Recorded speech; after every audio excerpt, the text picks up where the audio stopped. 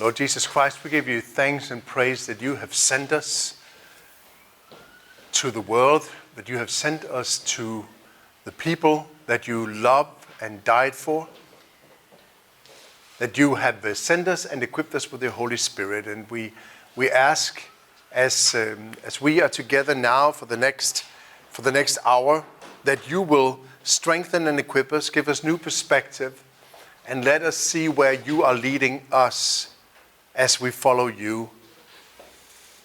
Lord, hear our prayer. Amen. So, yes? Do we have slides still, or that like people?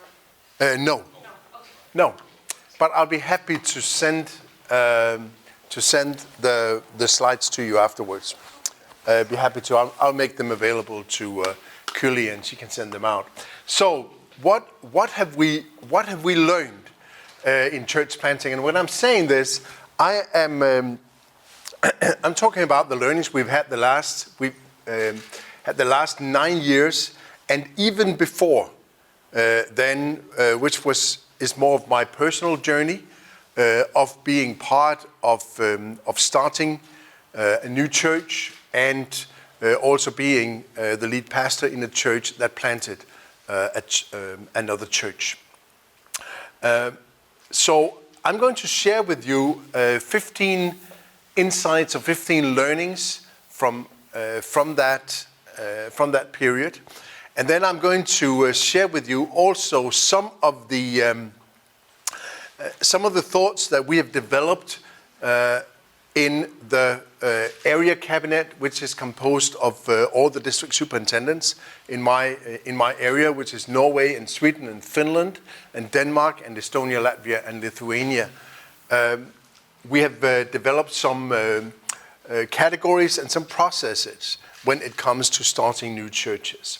But let me first of all let me share these 15 learnings, and as we move on, I will give time to ask questions, so we can have some interaction, and please feel free to make any comments that you may have along the way. And I'm sure that some of what I'll be sharing is actually some of what you have also heard earlier during these 2 days. So first of all, lay a solid foundation for a new church start. If you are a person with a dream, with a sense of a calling to start a new church, or if you are part of a group, maybe a small team, who have these ideas, these dreams, have a sense of God calling you to get into this, the first thing you need to do is to lay a strong foundation. Or another way to express that is to develop the DNA for this new church, because that foundation is going to determine what kind of a church you will be building, what kind of a Christian community, a faith community you will be building. And let me just mention some of the building blocks in a healthy DNA for a new church. First of all, we will follow Jesus. We are disciples of Jesus Christ. This is who we are. And we believe that the church is the world is being transformed by people who are being transformed by Jesus Christ. We listen to the Holy Spirit. We believe that all who participate in the life of this new faith community should be in a small group where they share faith, where they share life together, where they pray for each other, and where they serve together. We love and serve the community, and we ask questions first. We ask what are the needs in the community rather than we define the needs of the community. Evangelism is a key priority to us. Generous giving is a key value to us. Radical hospitality. And the final thing I want to mention that should be part of the DNA when you start a new church is reproduction. That this is not the end. That we are starting a new faith community, but we expect out of that new faith community to start new faith communities again. We expect to be reproductive. So these are some of the pieces in that belong in the foundation, that belong in the DNA of a new church. A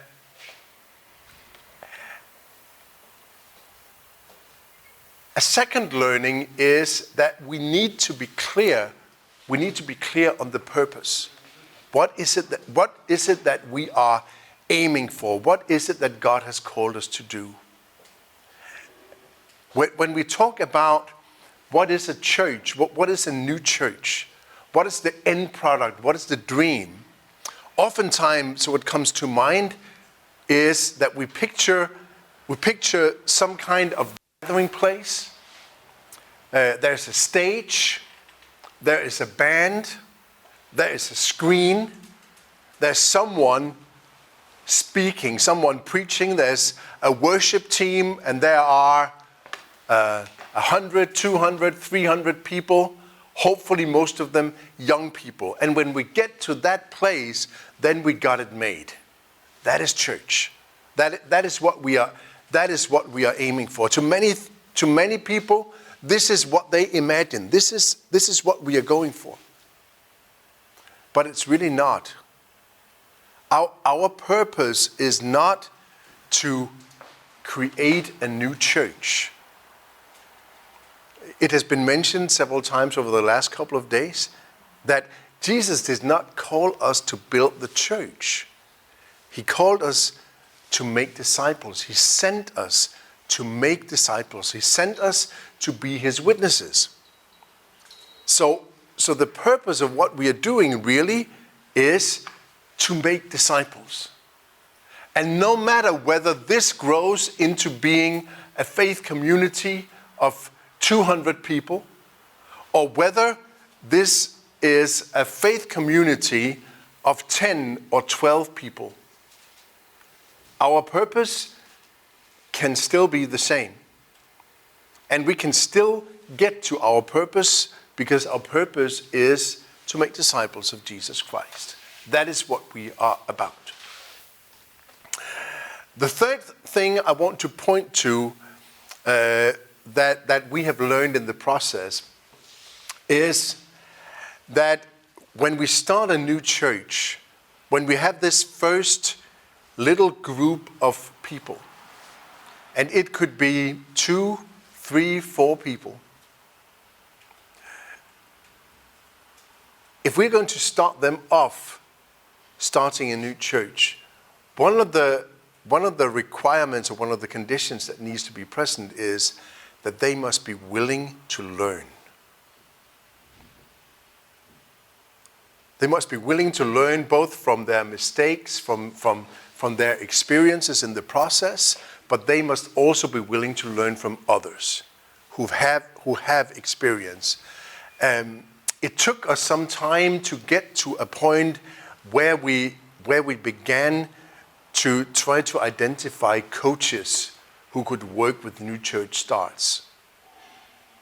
At times, those coaches have been leaders in the church. At times, they have been people who have been starting new churches, even in other denominations, and have experience, or leaders who have experience in coaching others. So connecting that new church start with someone who can help them, lead them through the process, help them in their thinking. A coach is not someone who has the recipe, who has all the books, who have all the knowledge and can tell you exactly what you need to do. And you go to him or her with your questions, and in 5 minutes, he or she is able to tell you, this is your next step. But it's someone who can help you to get clarity of your own thoughts, of your own ideas. can help you in your discernment. Where's the Spirit leading us?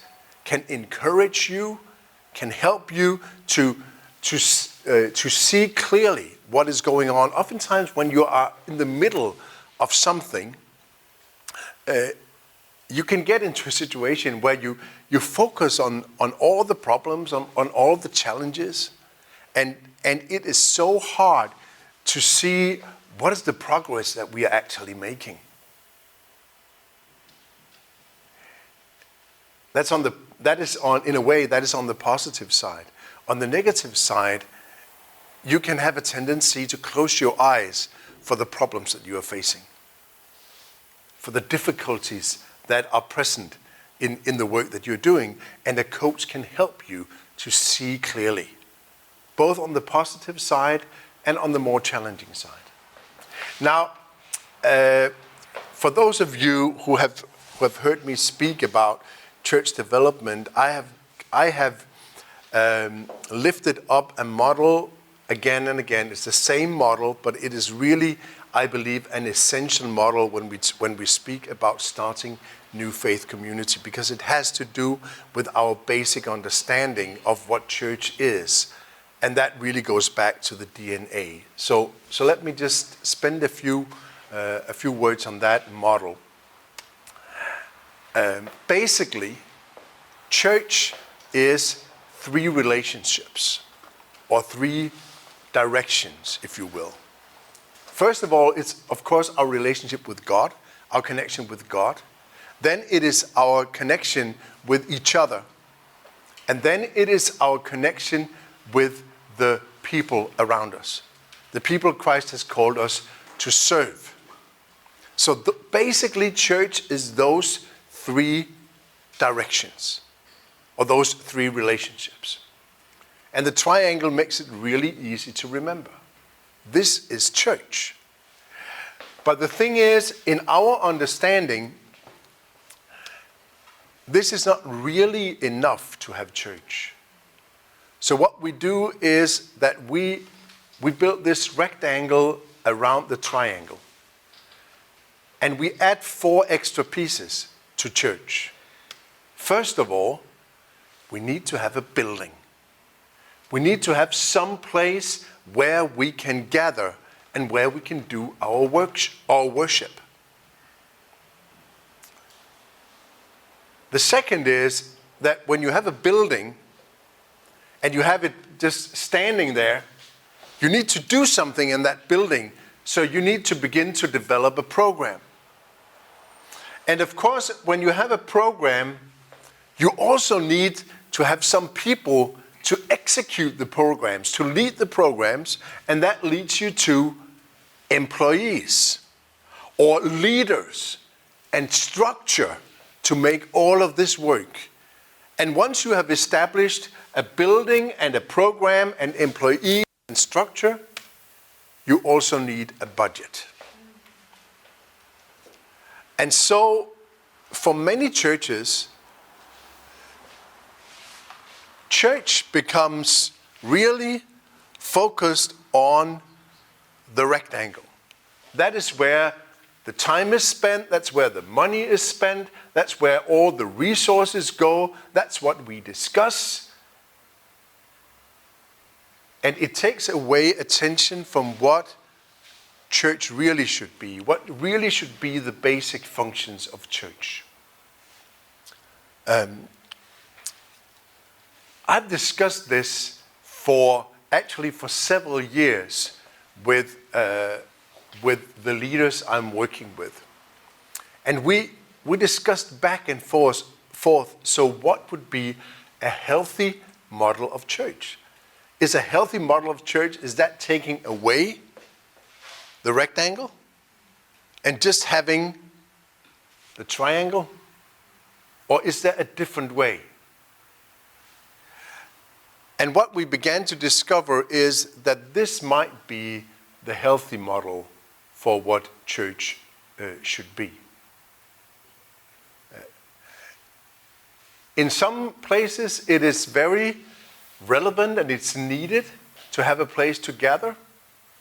There might be things that you're doing, you might have people employed, or you might have leaders, and you may have a budget, but it should never overshadow what is really church, what is really the basic functions of church. So to get that balance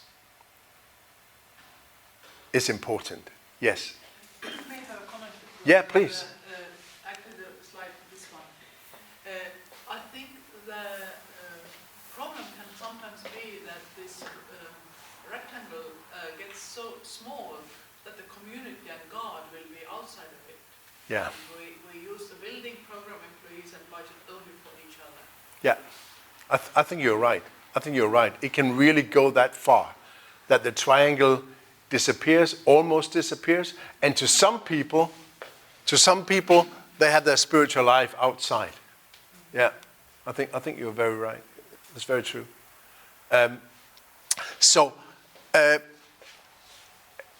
When we speak about church planting, I don't want to speak much about buildings, program, employees, and budget.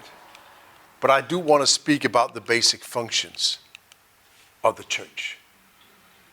Because that is what any faith community should be about. The relationship with God, our relationship with each other, and our relationship with the world around us. So, let's move on.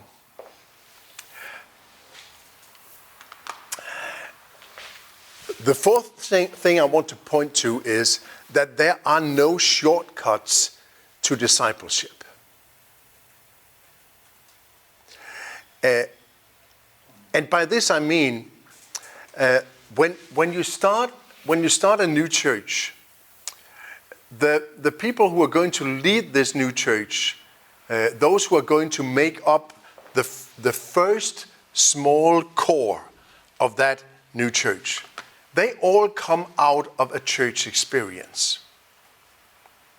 Some of them come out of a very established church experience, where there's an understanding of church that is much like the model I showed before, where the rectangle is really big.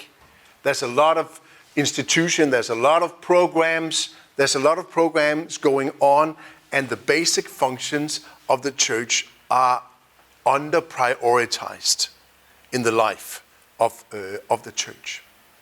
So coming to a new setting where you try to build up something new and try to build a faith community where you really put all your attention on our relationship with God, our relationship with each other, and our relationship with the world around us, it just doesn't feel right. And we don't have any worship. And worship is so important. Why don't we focus some more time on worship? Why don't we do this and this and this and this? Or we need to have a Facebook page. We need to have a web page. We need to have all this.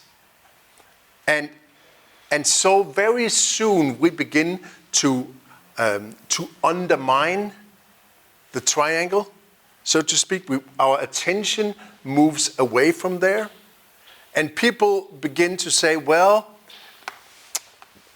if we meet together as a small group, maybe once a month, that would be enough. Or what if we meet in our small group once a month and then we have worship every second month? I mean, you can grow as a disciple when you attend worship. It is so easy to move away from the basic functions of the church, and you think that you can grow in discipleship with, well, other kinds of activity. We learned that we need to focus on the core of the church. We need to focus on growing the core. Usually, a church plant, at least in this part of the world, will begin with just a few people. It may be an existing small group. It may be a group of friends coming together. It may be a person who has a vision. It may be a person or a family who have just moved to a new neighborhood. And they feel that God is speaking to them about building a new faith community in that area. So it begins usually with a small group of people. And that group of people is the core. And that core is what you need to grow. In the very beginning, and we are talking about maybe 2 years, 3 years, 4 years, 5 years. It may not grow ever beyond 15 people in a small group. Let me give you a couple of examples of this.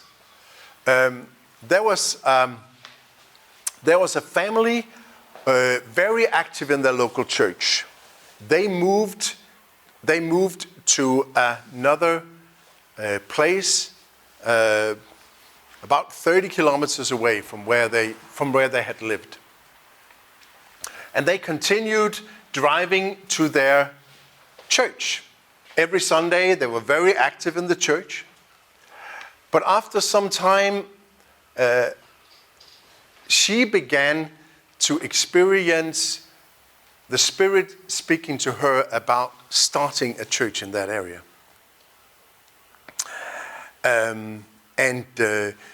She spoke to her pastor about this, which was me, and she shared her vision. And I said to her, you have to share your vision with other people. Share your vision with other people. And there were members of the church living in that area. At a certain point, we decided to revamp our small group ministry in that church. And we decided that we would do a test project for 3 months. We would stop all our small groups. We had about 10 small groups. We would stop all our small groups, and then we would invite all members to become part of a new small group for 3 months in their geographical area. So we had identified a number of small group leaders who would be willing to lead a small group for a period of 3 months in that area. And I think we started 8 or 9 new small groups, and they ran for 3 months. The idea behind this was to test: is there anything of this that might develop to something more than being a small group? And in this case, and in this place where this family lived, they gathered a group. The woman was the group leader. It went very well. And she shared her vision, but her husband did not buy into it. Her husband was firmly grounded in the congregation that they were members of. And she was so frustrated about this because it was really in her heart to plant this church. So she said, what do I do about this? I need to get started. And I kept saying to her, you cannot start this until your husband has bought into the vision. You have to do this together. If God is calling you to do this, He will buy into the vision. So the small group continued in this area, and the small group grew. And at a certain point, they decided that they would do an alpha course. The small group decided to do an alpha course. And they gathered around 20 people for that alpha course. And during the time of that alpha course, some of those people became Christians. And so when the Alpha course was done, they started a new small group. So now they had 2. And they did a second Alpha course with not quite as many people, but still I think maybe 12, 15 people. And this became the beginning of a new church. We have had other approaches to starting to new church starts in the Episcopal area. Some of them have been a church that very purposefully saw a possibility to move into a new area. One of them was a church board that decided that we see possibilities to move into this area, and we have good people in that area. We're going to talk to them. We're going to try to plan that vision with them to start a new church in this area. And they've done so successfully.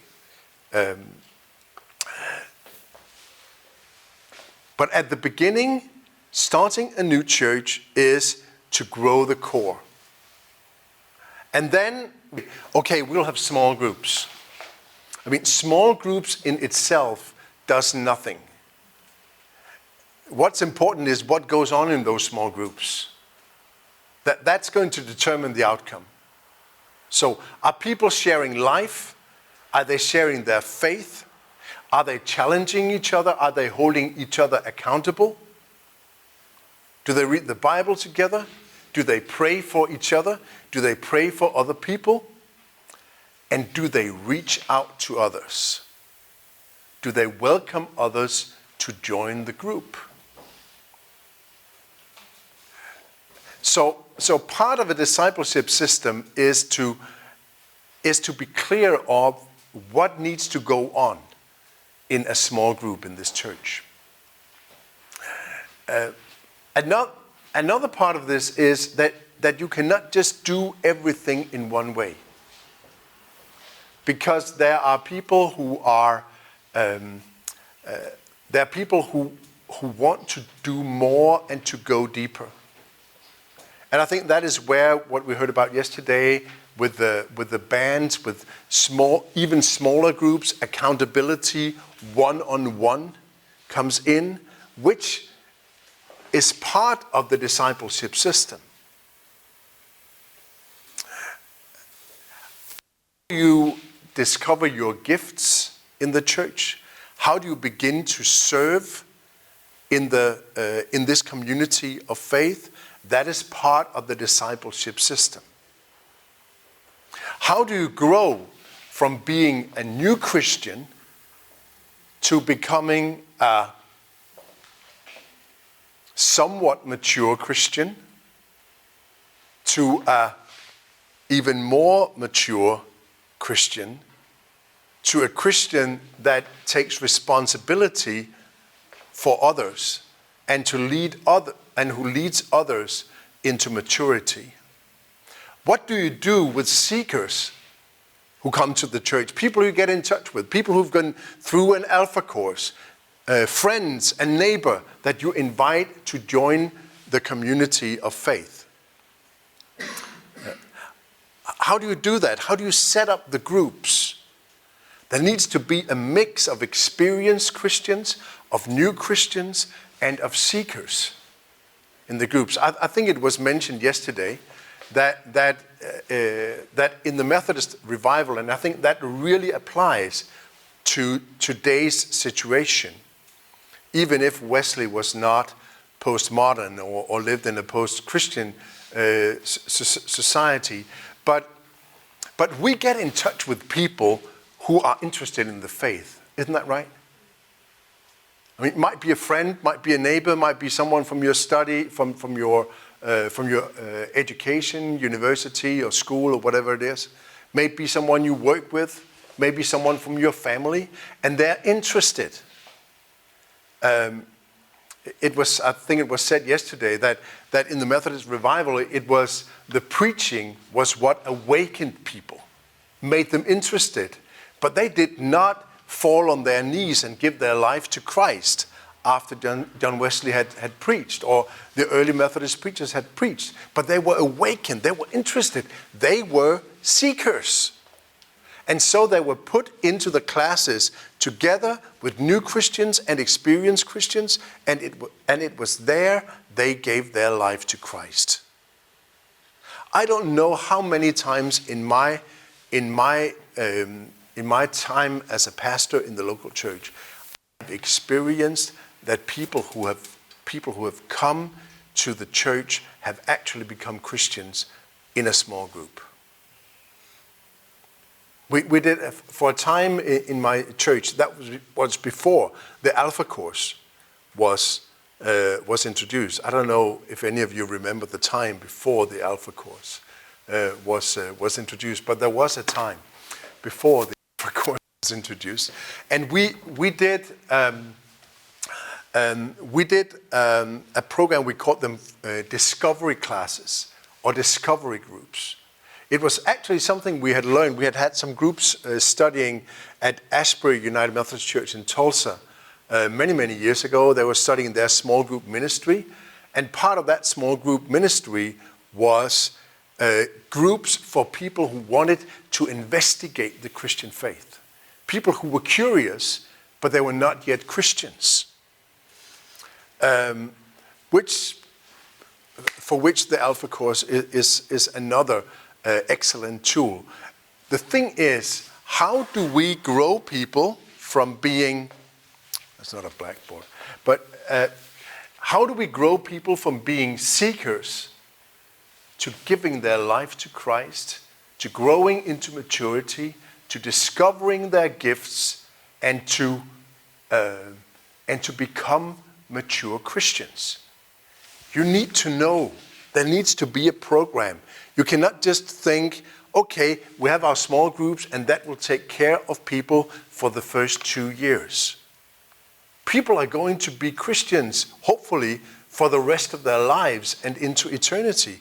How do we help them to continue to grow?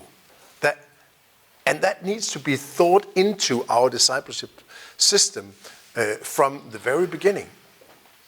I think in many churches today, we have Christians going around who have been Christians for maybe 20 or 30 years, but they are in fact spiritual babies or spiritual teenagers. And in my mind, that is one of the explanations to some of the mess we at times experience in churches. Because we have people who should be experienced, who should know the faith, and who should know how to lead in a spiritual, mature way. But they are spiritual teenagers, and they don't know what they are doing in those areas, but they do it with a lot of weight because they have been part of the church for 30 years. So if we want to build a church from the beginning, we need to think the processes through. Right. We need to put the heat on evangelism and on loving and serving the community.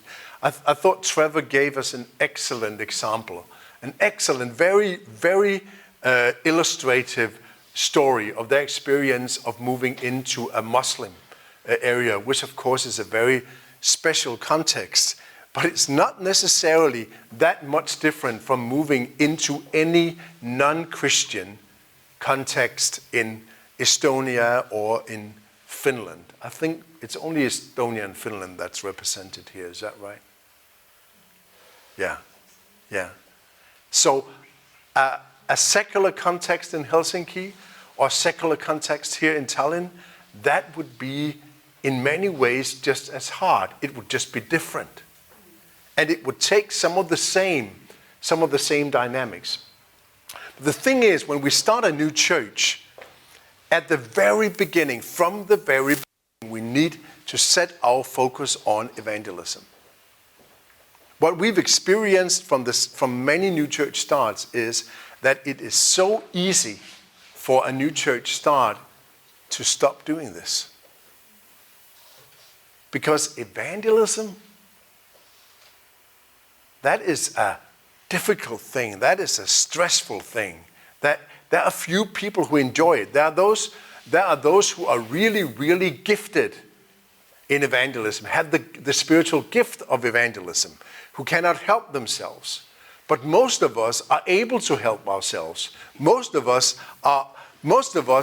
feel scared about sharing our faith, and it takes some time to get beyond that point, where it's actually something that we do, something that's part of our way of life, that we share our faith with others.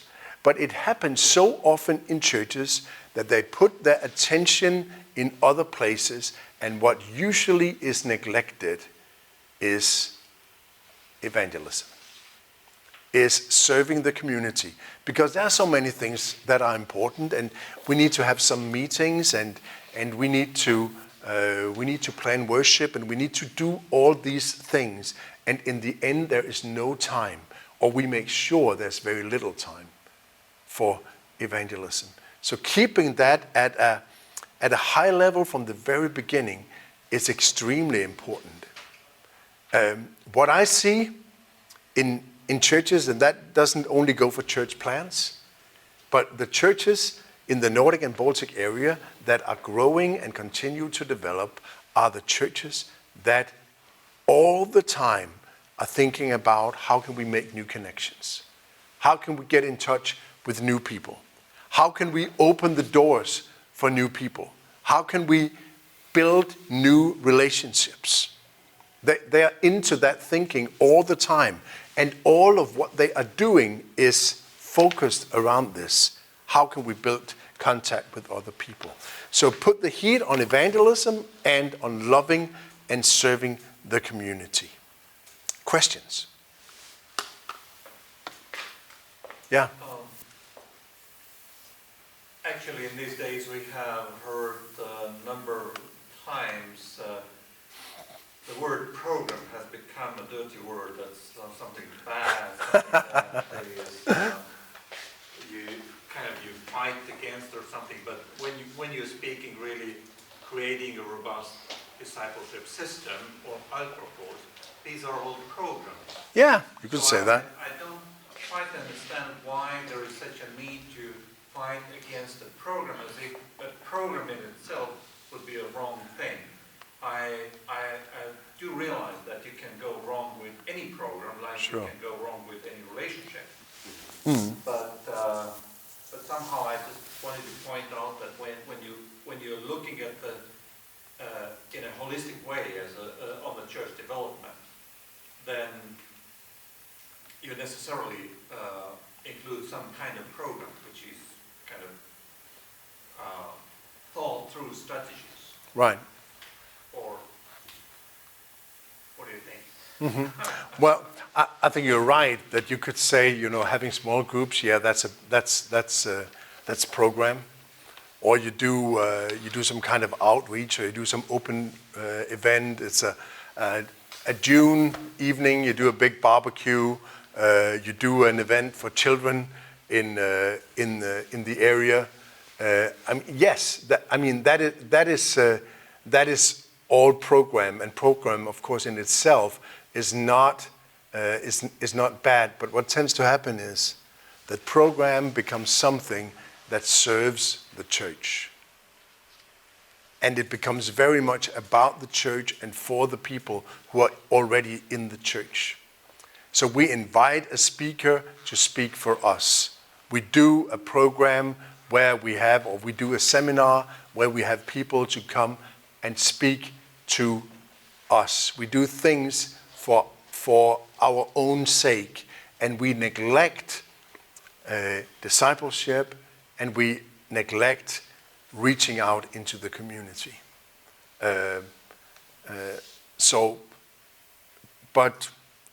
But as you're saying, program, discipleship is program, of course, and outreach is program, of course. Yes, Meli. Just picking up for what Vilas said, that maybe one of the reasons why we have heard so much speech against programs is that sometimes people tend to take some kind of program from somewhere and put it in a context where it is not actually working. No.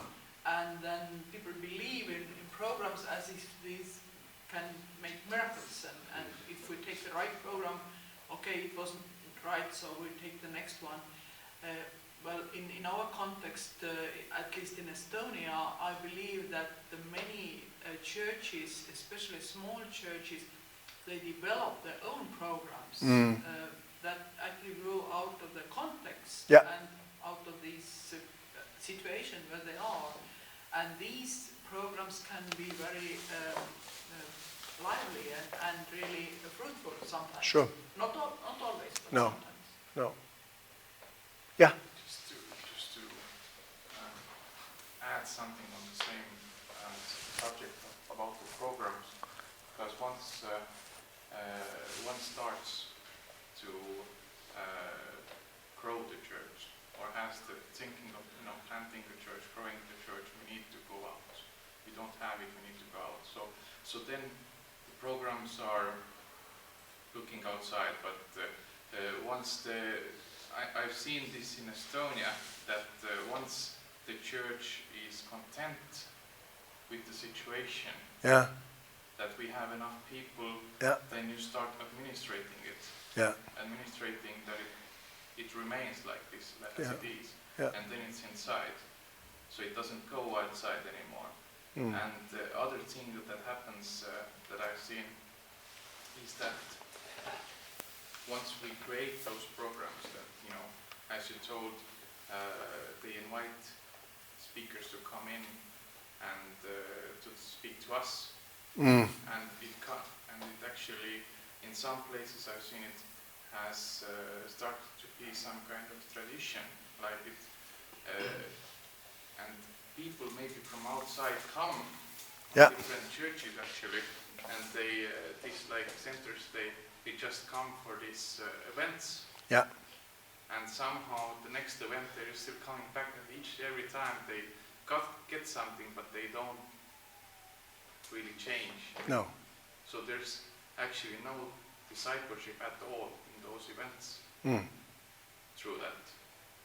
So we can have the programs as in we had with Will. He told about the two churches, Church A and Church B.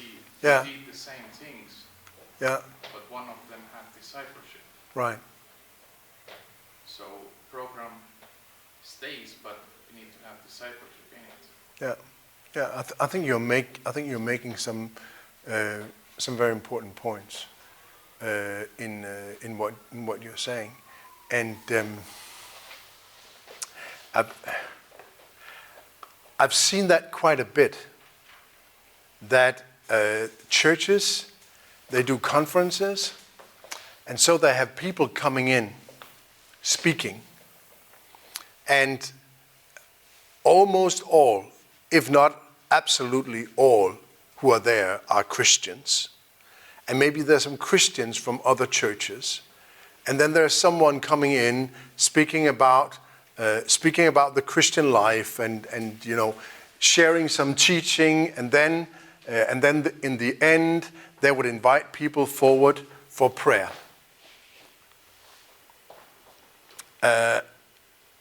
And to me, that is a poor substitute for discipleship. That is trying to create something like an event or something worship like, and saying now it's this that makes us grow in our faith. But I think it's a poor substitute. What I have learned from personal experience, and I've been in a small group the last,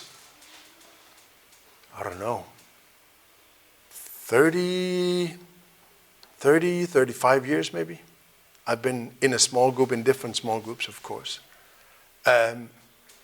There's nothing that beats a small group.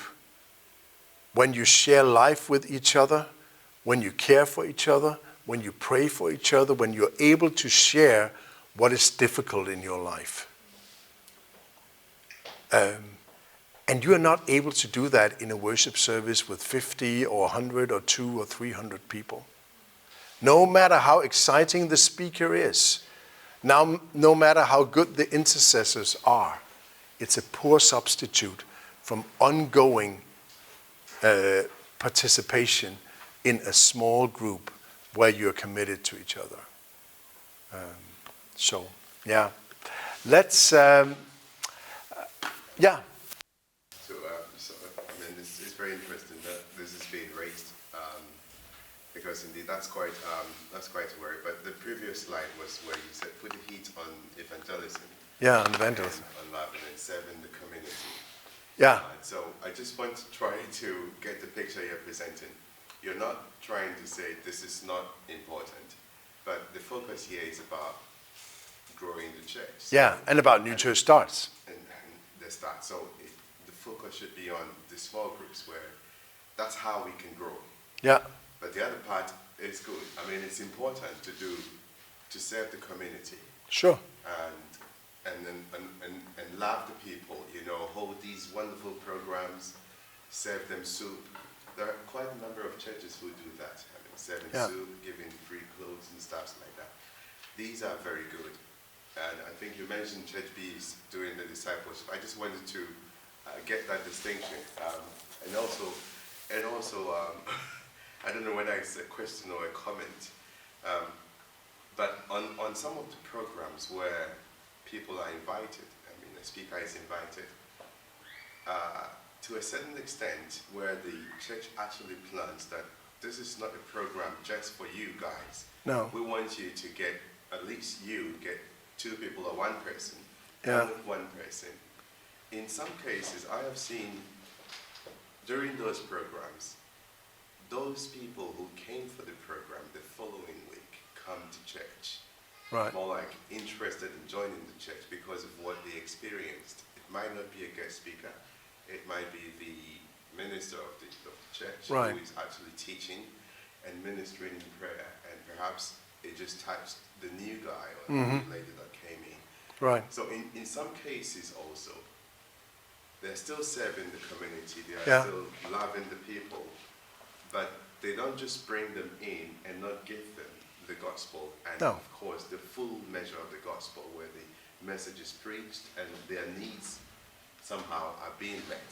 Yeah. And that in cases do happen, of course, if it is actually in this case. Yeah. That's what I see sometimes. Yeah. And yes, I mean it happens. It definitely can happen. What I've seen is, and it was mentioned also yesterday, where people, give their life to Christ, where people come closer to Jesus, that is usually not in a big meeting or big rally. That is relational. That is, you have a friend, you have a colleague, you have a family member, someone who begins to talk to you, who begins to share faith with you, and slowly you move. I think there was a time where, if you have the cross here, that the starting point towards conversion was much closer to the cross than what it is today. I think in our secular societies, people, they are way over here. And getting from here to there, that does not happen in one giant leap. That is one small step at a time. That is one small good experience at a time. That is one good encounter, one good conversation, seeing Christian people being good to each other, seeing Christian people doing good, hearing someone telling about what his or her faith means. it is like Trevor was sharing with us before. I mean, it starts way over here, where you just begin to do good in the community. When the starting point is, why do you Christians hate us? Or, I mean, then you are far away, right? Or if the starting point is, I have no idea what you're talking about, and all I have heard about Christianity is that you are condemning people, and you don't care about people, then there's a long way. And you know, sometimes that way is maybe a year or 2 years. Sometimes we're talking 4, 5, 6 years until people get to that point. So it takes a lot of patience, and I think there's a lot of disappointments also on that road. You know, where you invest in people and then suddenly they leave. Suddenly they're disappointed, something happens, and they're not there anymore. But that shouldn't stop us investing. I mean, it didn't stop Jesus, did it? Loving us, that we turned our back on him. I mean, he just kept going and going and going, kept loving and loving and loving. So, when it comes to building small groups, building the core, wait for the critical mass to go public. Let me say what I mean about this. I think that before you decide that now we are publicly saying now this is a new church, or we want to start a new church, and you go out and have your first worship service, you need to have a core of people who are really committed, because they are the ones who are going to carry that church along with the Holy Spirit. So I would say that to start a new church and to have the first worship service, you should have at least somewhere between 30 and 40 in small groups. Because they are the ones you can count on for worship. They are the ones who can carry worship. And what I've seen is that churches start far too early with their public worship service. Those of you who are pastors or involved in church leadership on worship, you know how demanding it is to plan worship every week. You plan preaching, there is music, you need to lead, there is somewhere you do the worship service, you need to set up the room if you don't have a room, and as a new church, you usually don't. So you are maybe meeting in someone's home, having worship in someone's home, or you are renting a place to have worship. And just doing that every week or every second week or even once a month, it takes so many resources. And it takes resources from making disciples, and it takes resources from reaching out to other people. And don't think that, we'll just do evangelism through our worship service. Our worship service will be so attractive, so brilliant, so we'll just attract people through there, and then we don't have to do evangelism anymore, because they'll just come to the church, and then they'll convert at some time after they've been at the church for some time. It's not going to happen. I have seen several church plans that have gone down on this very thing, starting public worship service far too early. That is one of the dangers. The other danger is that you are so small that you never really grow beyond that size. So you start and you have a worship service with 20 people. And 5 years later, you still have a worship service of 20 people. Because you've not had time to continue to grow the core, you've not had time and strength to continue to reach out, or you have built a feeling from the very beginning that we are a small family and we all know each other. There's nothing bad in being 20 people. But 20 people should really not be public worship. 20 people should gather in groups and build disciples in that way. But what I see is that many churches, and some of those churches, they have existed for maybe 100 years.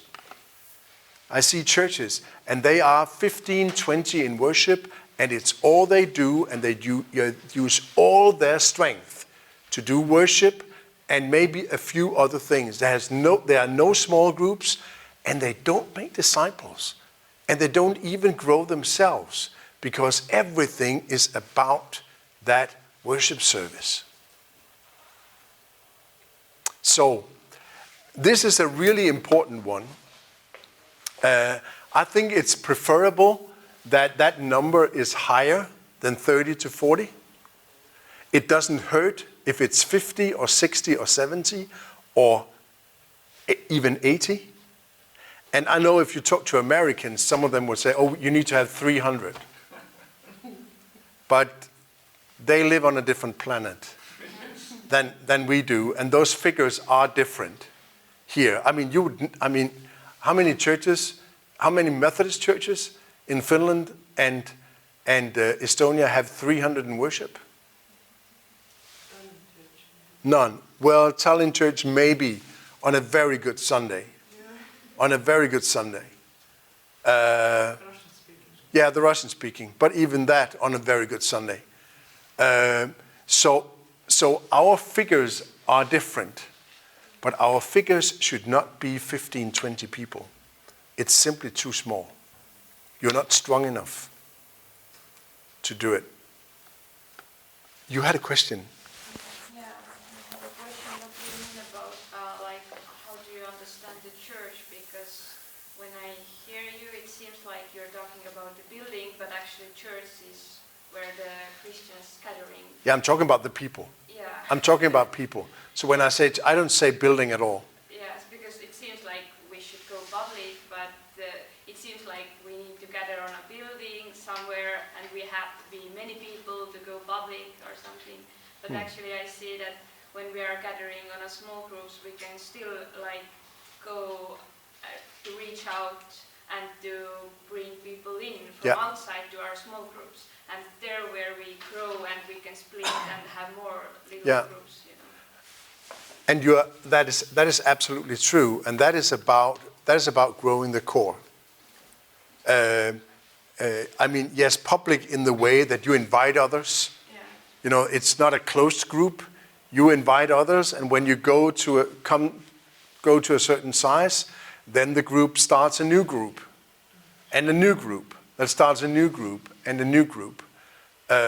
So in that way, yes, and there are different formats to do this. I mean, there are formats also where you remain a lot of small groups, and then perhaps when you have grown to a certain size, once a month, you have some kind of celebration where everybody meets, where you have a sense of now we are coming together in a big celebration, and we worship together, and we eat together, and do all those things. I mean, that is entirely possible. That's entirely possible to do it that way. That's more like a house church model. What I think is important when we speak about small groups, discipleship systems, and also critical mass, is how do we understand the church? Does the church have small groups, or is the church made up of small groups? You see the difference? If a church has small groups, it's one of the activities. In a way, it's part of the program. And the underlying assumption is you don't have to be part of it. I mean, it's fine. and we recommend it, but you don't have to. But if you say from the very beginning, if that's part of the DNA, that you say, to be part of this, you have to be part of a small group. You cannot be part of this church if you're not part of a small group. Then you build a church that is made up of small groups. And that church becomes strong. And it becomes long-term sustainable. Church that is started out of an existing church. You might have the expectation, we have experienced that a few times, and that was also mentioned, I believe, yesterday, that you have a church and the mother church really expects, now we are creating a clone. We had a church that started another church. It was a large church, a church really in a small town. But the church that was starting was in a big university town, and they started it with students who had moved from that church to the university town. First of all, the students had a mindset of being a large church in a small town. A church that everybody knew, a church that was like a 24/7 church, a program church, every day.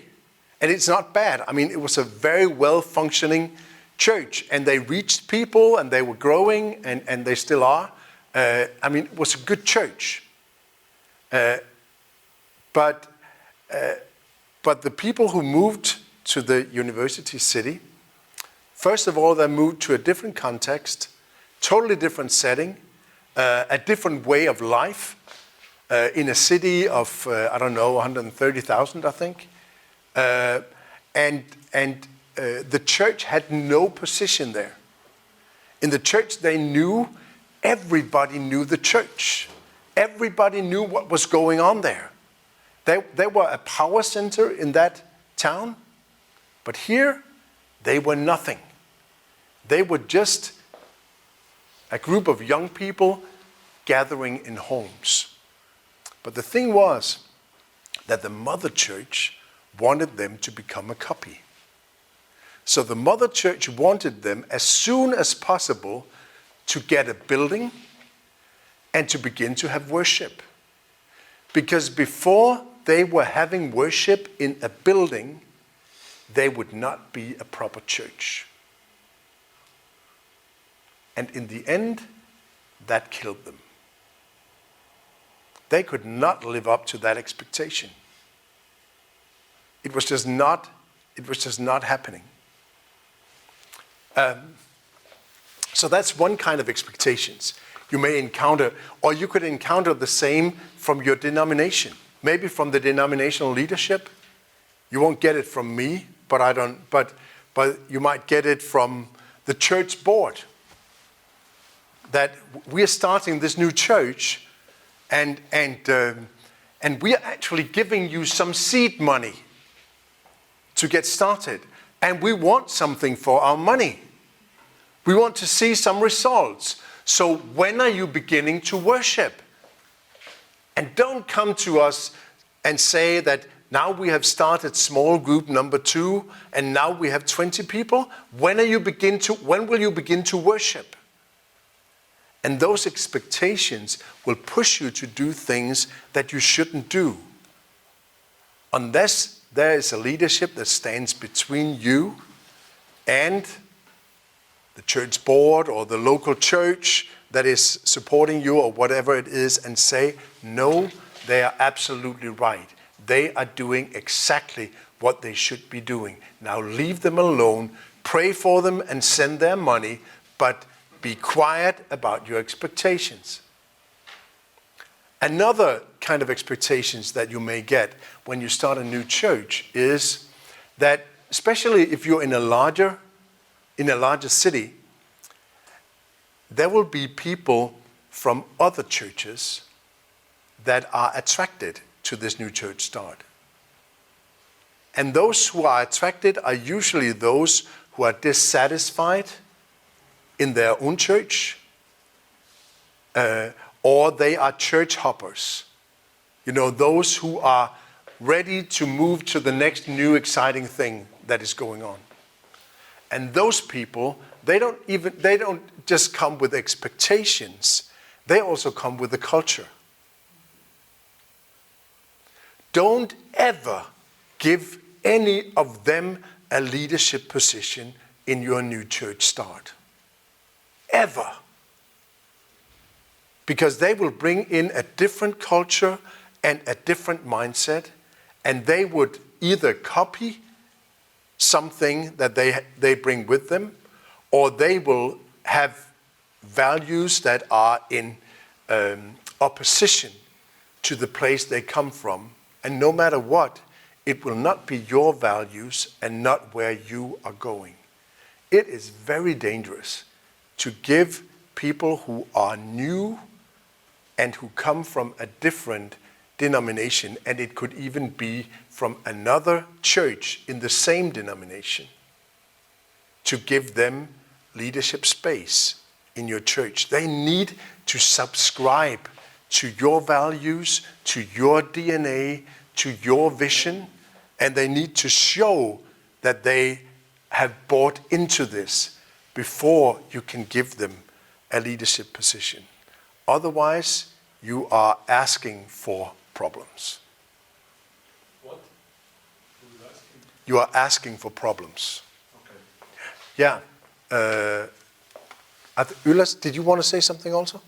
Relating to Yeah. this. Yes, please. What you just said, well, one step back when you spoke about the large church starting, the problem maybe that their expectations is that the new plant is a clone. How does this relate to what also Trevor told us, that there has to be an accountability? So the relationship between the kind of mother church and the new church, it is quite complex. Yeah, it is. Well, you need to begin to start worship in 6 months or something like that. But the accountability could also be that you realize, now this is not really growing. We have 14 people, and 3 years ago we had 11. We had 11 people, and there's very little development. Then accountability could be, let's just realize this is going to be a wonderful house group, and let's just leave it there, and let it be a wonderful house group, and perhaps at a later time it will begin to grow, but perhaps we need to help you realize that this is not going to be a new church. This is just going to be a good house group. And there's nothing wrong with that, because remember, it's still about making disciples. And if we have time for it, I can say a few words about that also later. The next thing I want to mention is don't hold back on stewardship. It's also something we have seen, or on giving. That's also something we have seen when new church starts, that the leadership in the new church, they have been very reluctant to begin to talk about money. They started out as members in a church. In that church, they have usually been very active, and they have been giving. But now there are all these new Christians, and let's not scare them away by beginning to talk about money. So we will wait and see what happens, and we'll just give some more to make it happen. But the thing is, you grow to a certain point, and then that's not sustainable anymore. And you need to begin to talk about money. And that's when the trouble starts. So begin to talk about this as part of discipleship, because that is what it is. Giving, stewardship, that's part of discipleship. Tithing, that's part of discipleship. It's not something when you reach class 7 that is when we begin to talk about money. It comes from the very beginning. In fact, it was one of the things that Jesus spoke about most frequently. Spoke about what we do with our money. It's closely connected to discipleship. So, select the right leadership. I believe is important, and that is of course when you see it from a church leadership side, or you see it from the leadership in the local church. But it's really important that those who are going to lead this new church plan, they have a clear sense of calling. So also some of the things that were mentioned earlier, I believe today, that I mean, it's not enough that it sounds exciting. Wouldn't it be wonderful if I could lead this exciting project? This is the next new exciting thing to do in the church. But there needs to be a calling. Needs to be a person who has a real sense. This is what God is calling me to do. And it cannot only be one person. There needs to be more. I would say at least 3 or 4 as a starting point. So there needs to be calling, there needs to be heart, there needs to be commitment. So it needs to be persons who you know can endure, who won't give up after 3 months when it gets tough and difficult. So calling and heart and commitment, and the last thing is integrity. That faith and life come together as one. That you walk the talk, so to speak. And any time this beats skills and gifts. Oftentimes we will focus on, do they have the skills? Do they have the gifts? If the calling is not there, if the heart is not there, if the commitment is not there, and if the integrity is not there, it is not going to happen. And it doesn't matter how skilled the person is. I'll be quick now. Be patient. I think we have touched on that already, that this takes time. And the leaders need to be patient and hold the course, and the people behind them need to be patient. Built-in reproduction. I talked about that in the beginning, and I think Trevor mentioned that today as well. So don't compromise on the basic principles. Like, don't compromise on discipleship. Don't compromise on evangelism. Don't compromise on what you believe and hold to be true. Don't go for the easy wins. Don't make the shortcuts. Be bold and fail your way forward. Be bold, that includes trying new things, experimenting, and especially when it comes, to evangelism, to reaching out, to building connections to people. We have to experiment, because it doesn't work anymore that people come and tell you, now this is the program, and it worked in Stockholm, so it will probably also work in Tallinn and in Tartu and in Helsinki and in Oulu, or wherever we are. It doesn't work that way anymore. It's not one size fits all. We need to experiment and find out what works in this context. Trevor had a great story that he told us. You can copy the principles, but you cannot copy the recipe. That's the difference. So we need to be bold and fail our way forward. Get up again, and there needs to be people around you who can pick you up and help you to move on. And then the last thing I want to say is tell the full story. Even when it goes really, really well, tell the full story. Don't paint a glorious picture of how easy it was, and it was just the Spirit moving, and everything was a-okay. Tell the full story. Tell the story also of the disappointments, and of the failures, and of the problems, and of the challenges, as well as of the successes, and of the joy. That is what is going to help and inspire others, if you are real about what you're experiencing.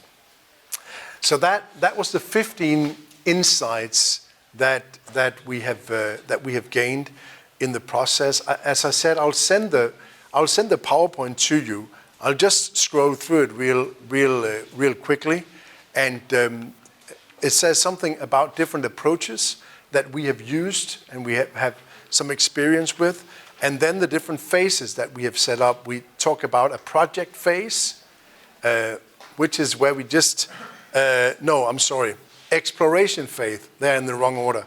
Exploration phase where we look at is there something that could be possible? And then we go to the project phase where we begin to start the first small group. And then we go to the church plant phase, and then hopefully we end up in the healthy church phase. On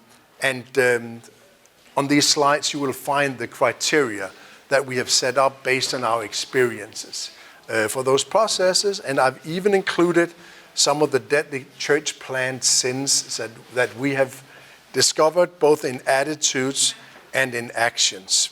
And now our time is over.